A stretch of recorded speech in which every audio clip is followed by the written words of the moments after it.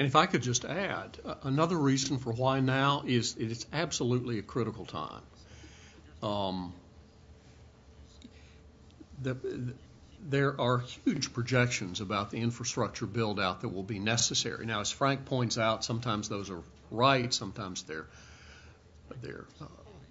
not perfect projections, but still, if you look at the increase in demand in electricity, if you look at the age of a lot of the generation that's out there, if you look at our transmission infrastructure and how it has not kept pace with the needs of the market, most of that infrastructure was built to serve the needs of a regulated industry, and now it's being asked to serve the needs of well-structured markets.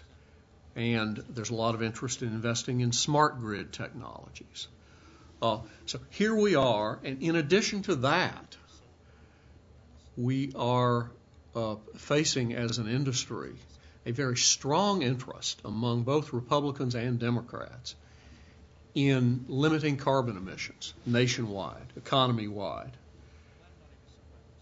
And so the question is, how do we put all those pieces together in an electricity system that is going to maintain its competitiveness, that's going to help our country maintain its global competitiveness, that's going to help us achieve our goals for carbon reduction, and is going to succeed in this massive infrastructure build-out, succeed in doing it in the most efficient way possible and with as little risk to customers as possible?